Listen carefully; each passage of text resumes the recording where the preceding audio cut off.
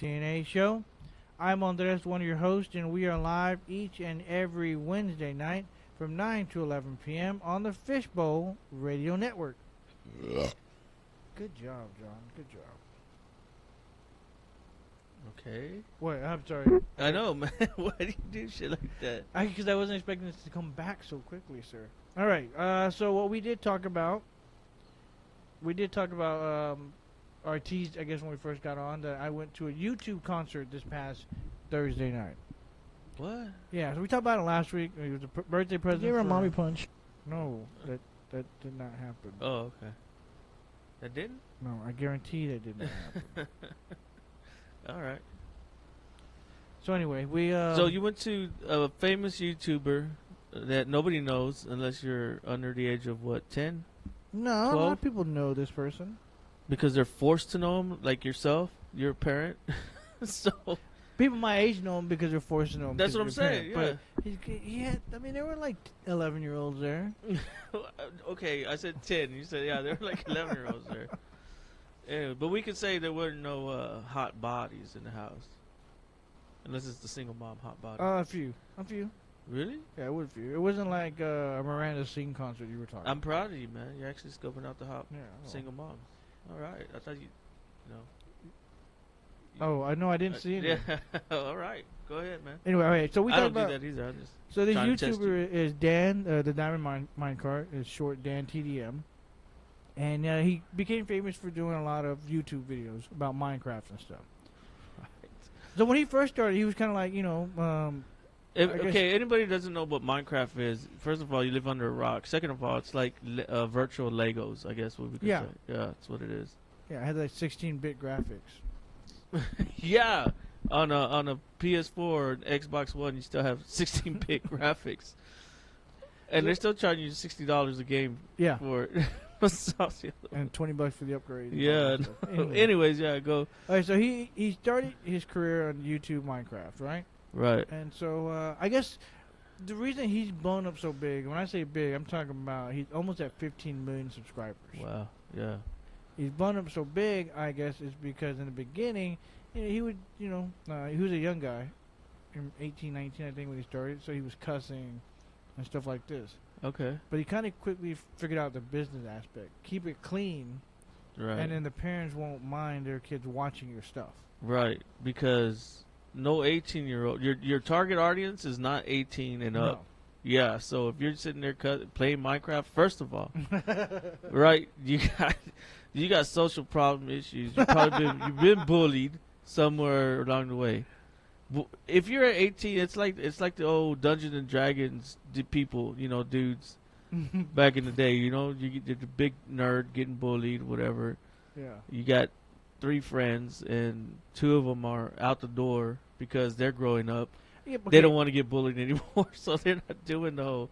But I can't hate on this guy too much because he's figured it out. I'm not hating on him, but I'm just giving you a reality of what Yeah. kind of you can kind of see how he's like, okay, well, I'm gonna make some money, Yeah.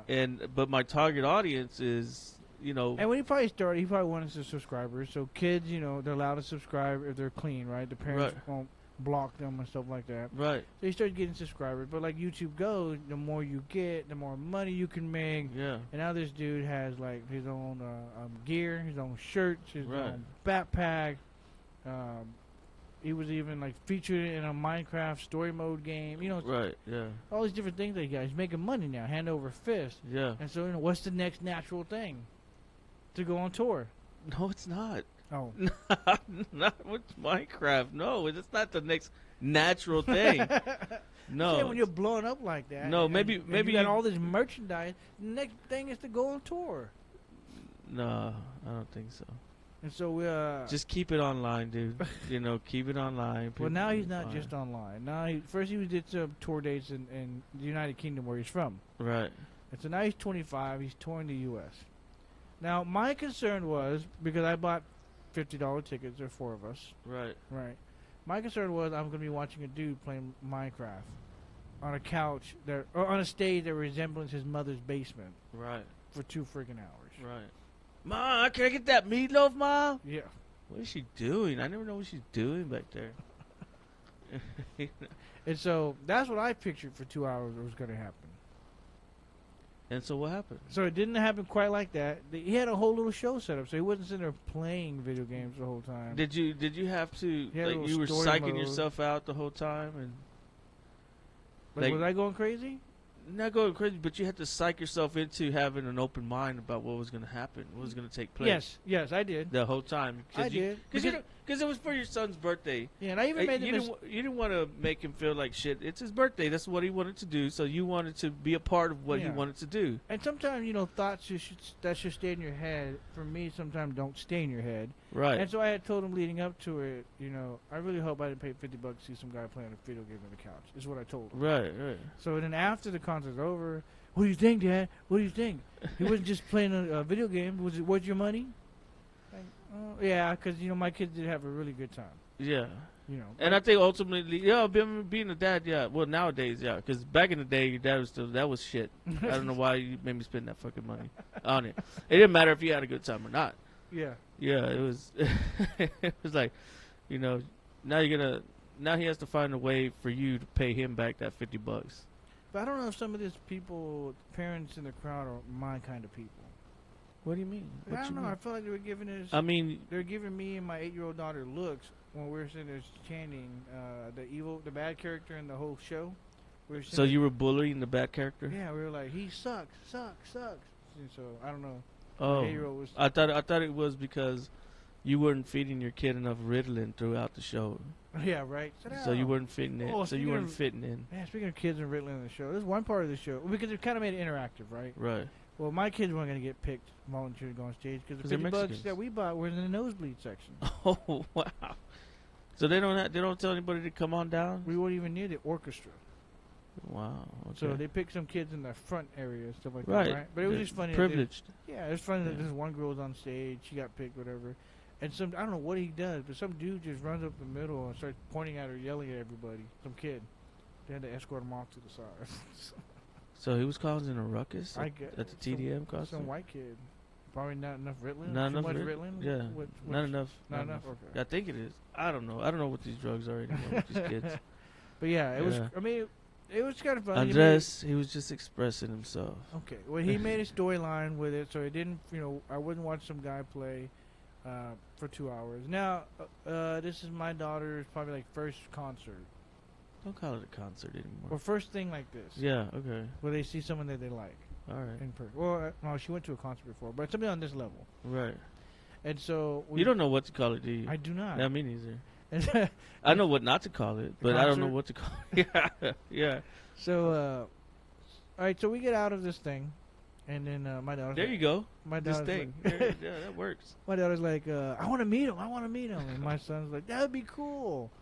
And they're like, Dad, where do we go? And I'm like, look, it's a kid's thing. If I ask the security guard, they're not going to tell me. Yeah. You go ask the security guard. I said, Mijo, go to the dude and just be like, hey, where's the best chance to meet the guy? And a kid, they'll tell you. Yeah. So he went up, he went to the security guard, and they were like, oh, yeah, by this door or whatever. So my kids got excited because when we first walked up, there were already kids lined up outside this fence. Right. By the door. Right, where they get on the bus. The little tour bus. Okay. And so I was like, in my mind, they're not gonna get close to this guy. Right, because the line's already piled up. Like the back door that you leave out, to the left of it is the fence, and all the kids are just like piled in there. Right. So we walked down the line of the fence, and at the corner, took a right, and I was like, I positioned my kids so that when he opened the door, they could see straight and see him, and they're probably not gonna meet him. Right.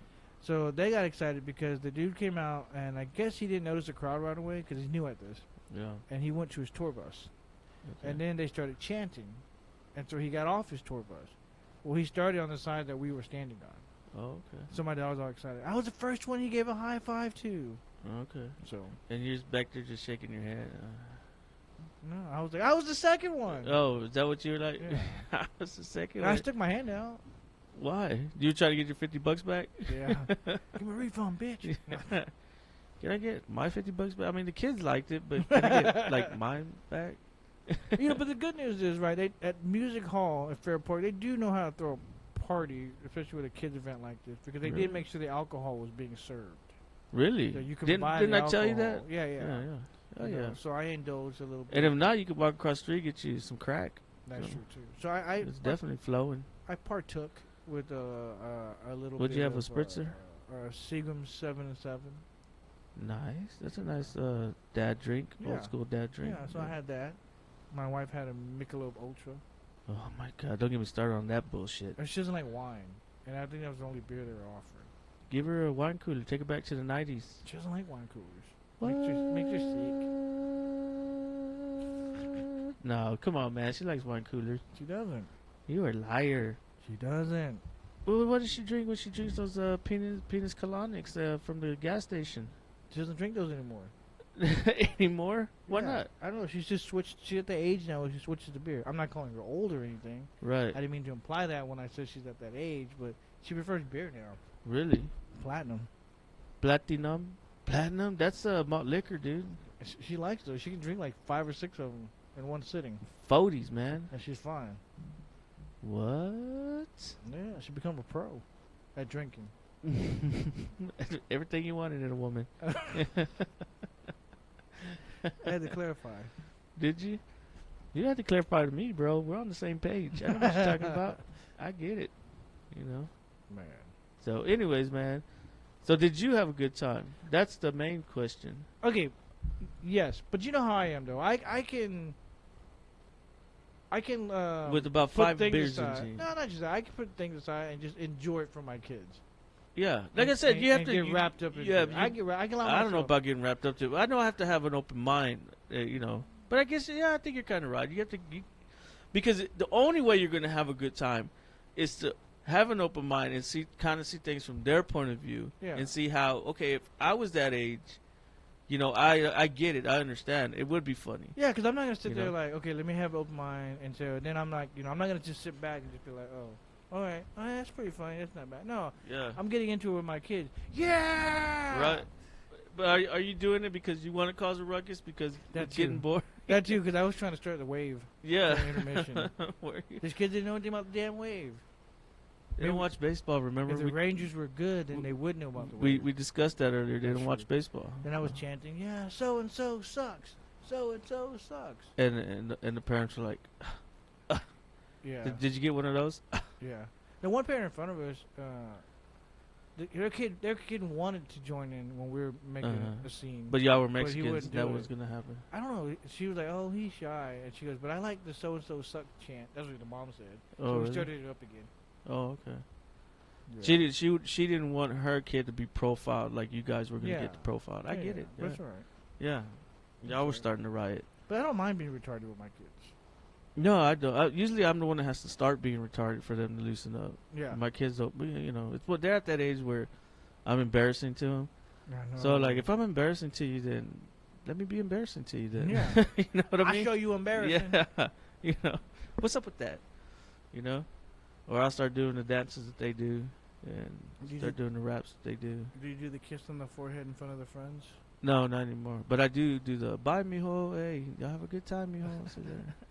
And then the other parents, like, I had a couple of dads going, you know, laughing with me. Yeah. You know, laughing. Because they get it. They're doing the same thing, too, you know. But, yeah, that's you know, that's the cool part about it. But I think, you know what I think I'm going to be when my kids get that age? Because right now they're not quite there. They're 8 and 10. Right. But I think when your son's just about there. He's right on that cusp. He's getting there because no kisses for sure. No kisses been out since first grade. The hugs are starting to fade out. You know, so I think I'm gonna start. I think my go-to line is gonna be the real cheesy "Make good choices" as they're walking away. For real? Yeah, like would that be embarrassing? Yeah, it definitely would be. Have a good day, mijo. Make good choices. You know, like put the hand in the air just like that. Make good choices. I don't do it, but you know, I only do it to like, and it's some of the his friends that I know that I've met maybe once or twice, or I kind of know. So I'll do it in front of them, but I won't do it in front of like kids that he don't know. Yeah, I guess you know. You want to get him beat up? No, I don't want him to get bullied, and then he defends himself, and it turns into a whole deal, and then I have to go down there and bully everybody, set them fucking straight. You know, it's gonna be a whole big old thing. Yeah. You know it is. Yeah. So I just don't want, because I know that's what it's gonna end up as. You know, I win. You know? Yeah. Well, let's go down this bully line real quick. Okay, so first one, I was trying to prep for the show. Yeah. You know, I just try to look at it as not so much like what I want everybody to know, not just that. You know, there's some stuff I want people to know, so I'll put it out there, right? Like news and stuff, right? Right. But also, like, what are people talking about? And so I think two things on the bully front that I heard today. One of them, I'll start with the real quick one. There's a law in the Texas State House that actually is working Sodomy? to make it a criminal punishable crime. There you go. To be a cyberbully in Texas. Okay, but what constitutes that? I guess the continual bullying, like after they tell you to stop and I you know what, remediate. stuff like that. I get it if people tell you to stop, they don't think it's funny or whatever. Then it's like okay, and you know what I mean. If somebody comes out and tells you, hey, I don't care for that, you need to stop. Then it's like okay, I'm sorry. You apologize, and you move on, and then you don't really play around with a person like that anymore. You move on. You know what I'm saying? Yeah. It's like higher, but I mean, you don't totally disconnect and say, "Oh, you're not my friend anymore," and this and that. But you don't play around with them that way anymore. You know what I mean? Yeah. And so that's kind of how I figure that is. But I think people have to say, "Hey, man, I don't really care for that humor. I don't really, they'll rag on me or whatever." And then move on. I mean, if they would come out and say that, then okay, you stop. You do stop. Yeah. You don't take it any further than that. And so I can see where you're coming from. Yeah. So I guess so I just pulled it up. So this is called Davis Law, and it just passed the Senate in the Texas Senate, 31-0. And so it's requiring public schools to establish methods for students to anonymously report cyberbullying. Yeah, I don't and like for that school administrators would have 24 hours to report the bullying to the victim's parents. Okay. And then it would be followed by a report to the bully's parents. Oh, okay. Well, I can kind of see that if it's suspected and if the kid is really, because we talked about that. Some of these kids, they don't have the relationship like that with their parents. Yeah. And parents want to place the blame on other people and bullying of the kids or stuff, but why isn't the kid coming to you? Yeah. I don't know, but so the bill also, and I'm not trying to make light of it or anything like that, because this is a serious issue, and it's like, I mean, I don't know, I would really, I mean, I don't want my kids in that situation at all, man. I mean, you want to always make sure there's some kind of line of communication open, but and I don't know everybody's situation. Maybe there is a line of communication open, but for some reason he's not telling his parents, or they're not telling their parents, Yeah. You just don't know what that is. Or maybe they have, and it's just being brushed aside. You know what I mean? Yeah, and you're right. There's all different kinds of scenarios for that. And I was listening to a radio show earlier today from a psychologist that was talking about this very thing, though. Like these days, with parents and the economy, and the parents having to work longer, both parents having to work, right? And a lot of times you don't have enough hours in the day to really conversate with your kids. Right. You're getting home late, you're making dinner, you're going to bed. We do that a lot. Right. And also, the kids are on 100 different things during the week. Yeah. That instead of the extracurricular activities being things that bolsters the family experiences, it's another obstacle to the family experience, And I think there's a lot of times because and we said it on the show a lot, that we eat dinner early. We eat it at and I always make fun 5:30, 6 o'clock. I know you always bully me about it, and sometimes even as early as 4:30. God damn. But a lot of times that has to do with because they do have extracurriculars or just things like that. Or my son goes to school really early in the morning. He goes to school. He has to be at school at 7. So by 4 o'clock, 4:30, he's famished. I mean, he's ready to eat. Yeah. But we try to wait till 5 when my kids walk through the door. My younger ones, and sometimes my son will come home. But we all sit down and eat at the table. If it's no matter if it's 10 minutes, 15 minutes, 20 or half an hour, whatever, watching shows or whatever. But we always make it a point to sit down and eat, And if it's not, if we have to wait for somebody else because they're staying after school for an extracurricular, whatever thing to do, my two older, my two boys will eat, or they'll sit down together and eat. or my wife will sit down with them, or I'll sit down with them and eat, and then we'll wait for our daughter to come home, or our son, or whoever else is coming home late. And she's probably wait not for eating them. by herself. No, yeah, that's that's what I'm saying. Somebody will be sitting down there eating with her, or sitting with her, and whatever. So we always make that time. And that's every day. That's honestly, that's probably 7 days a week. We make sure we at least eat one meal together. See, not bad like that. We don't have that. Yeah. We don't sit at the table too often and eat. A lot of times, my kids eat early. I don't. Yeah. My kids eat early because they eat at grandma's house. Because like you said, when they come home from school, they're hungry. Yeah, they're ready to eat. So grandma will feed them between 4:30 and 5:30. Right. And then I pick them up around 6. Right. So they've already eaten. So when we go home, a lot of times it's my wife and I are eating. Yeah. But I mean, it's not even at the same. Not even. But a lot of times it's just quick stuff, right? Yeah. But I think it's a good. I think it's still a good point too. Even if they've already eaten and you two are gonna sit at the table and eat, or whatever, it's still probably a good thing to have them sit with you and eat with you. Even if they're not eating. That makes sense. We don't do that, but that makes sense because they go upstairs. Yeah, exactly. And they'll start playing games. But I do make it a point though, like they know when they're in the car with me. Yeah. The radio goes down. Right. I turn it down as soon as they get in the car, and then we start talking about a couple things that were really good in your day, and a couple things that weren't so good in your day, and just kind of start the conversation. Well, I mean I think that fits. I mean, it's kind of like the same thing. That kind of is the same thing. A lot of times that's half the car ride home, and it's like a 30-minute car ride. Yeah, it's just that. So but you're pretty much doing what that is intended to do with the dinner or the whatever the meal is intended to do. So you're pretty much doing that in the car. You know what I'm saying? So it's still you still have that same interaction with your kids and same opening or whatever. Yeah, and and after you get past the first the traditional what was your favorite part of the day? Lunch. Yeah. Type of thing. Right. Yeah. Then you start getting into it and stuff. Then you really find out their day, like what bothered them really during the day, and what they got really excited about during the day, and stuff like that. Yeah, definitely. Like I was saying, 'cause we always sit down. I mean, like it literally is 7 days. Every day out of the week, we sit down and have some kind of meal. On the weekends, it's always breakfast, and a lot of times we won't eat breakfast on the weekends till 10, 11 o'clock. It'll be a really late breakfast. Sometimes noon. We're not done with breakfast till. And it's just because, the whole week has just been, okay, we're just going to sleep in or whatever. We don't have anything to do, so let's sleep in. We'll do something later on. And so we'll always have that breakfast on Saturdays and Sundays. That's what we look forward to. Yeah. And then, of course, Sunday will be, whatever. I usually cook out or I usually make something and everybody eats or whatever. People come over. But that whole dinner thing, I mean, we do that every day. It's an everyday thing, and they come to expect it. They're kind of like, what? Nobody's gonna sit down with me, or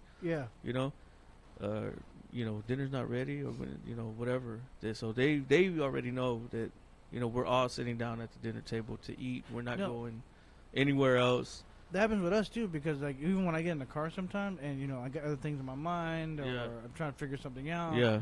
And then like after a couple minutes of driving, if I haven't asked them, they're like, "Daddy," I was like, "Yeah." He goes, "Do you want to know what happened today?"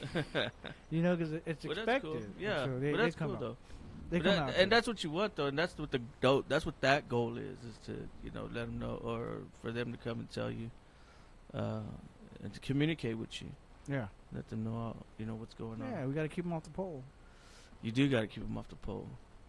Or at least pick in the boys' case, at least pick the right one out.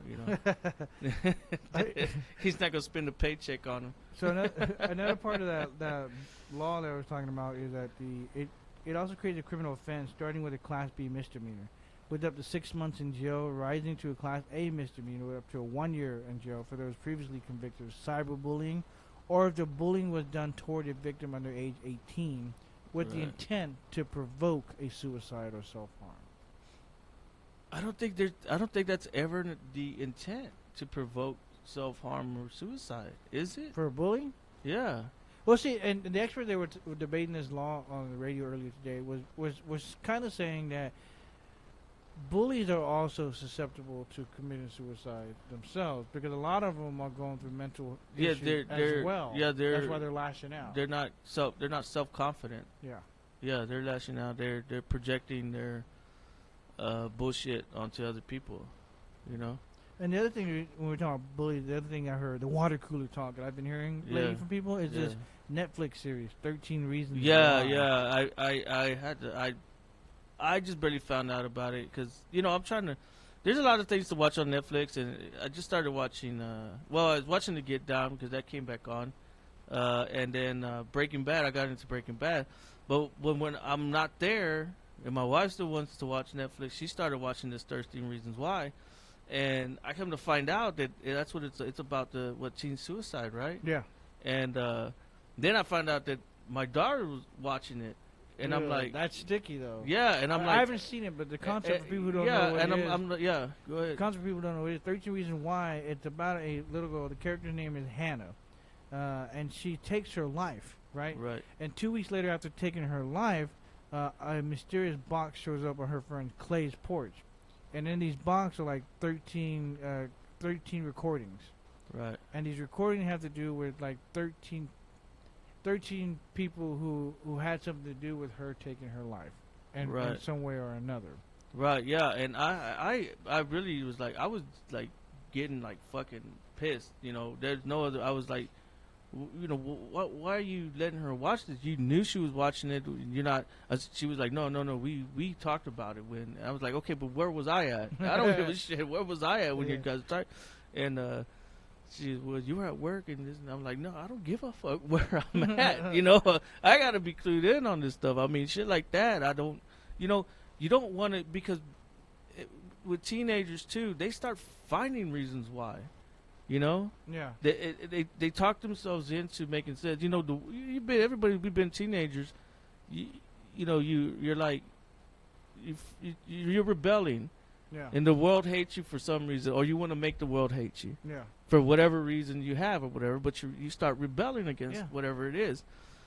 And so, I don't know what's going on with this 13 Reasons Why, but yeah, I definitely really have to go, and now I have to go in and see what it's all about so I can be informed about what's going on and stuff like that, And that's the big... And see what she's already watched. Yeah. And how she what do you call it?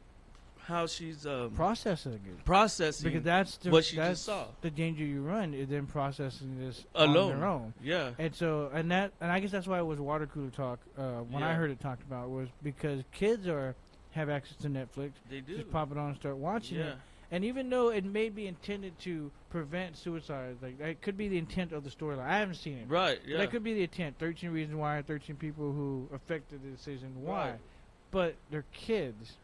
They're not processing it in that manner. So there's a good chance they'll process it. Oh yeah, this is going on in my life too. Maybe I should kill myself. Through the eyes of a 13-year-old is how they're processing it, and not processing it through its intended form, which is through the eyes of an adult that's trying to prevent this from happening, trying to make awareness of this, rather than just take bits and pieces of it, which happens in everything, whether it's music, whether it's poetry, whether it's whatever.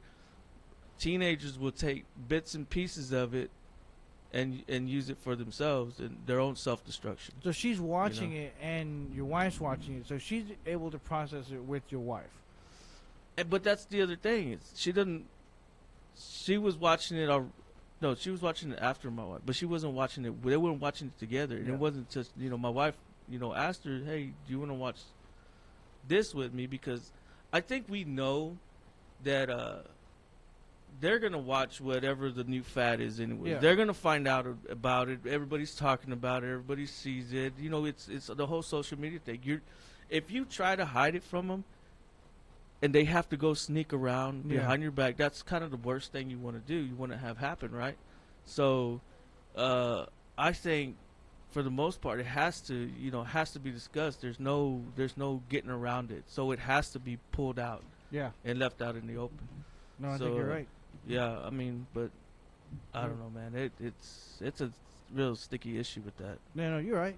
And so Yeah, so that's what I was like when you said bullying. I was like, I thought about those two things earlier. 13 Reasons Why. So I have not decided if I'm gonna go watch it yet, but I don't know. I'm thinking about it. My kids are young, so they're probably not gonna see it yet. Right? Yeah. My daughter may accidentally come across it. That's what I'm worried about. Yeah, that's what I'm saying. That's what that usually happens. So she's 8. All right. Well, cool. So you've been listening to the TNA Show. The TNA Show is live each and every Wednesday night from 9 to 11 p.m. on the Fishbowl Radio Network in the Red Bowl. Normally we're joined by the very funny comedian Mr. Chris Evans, but he is not in today. I'm your host. We didn't even get a call in. No, not even. Nate Miller probably got a call in. Yeah, he probably did. And our technical producer. Technical? Why? Why technically? I don't know. Jonathan!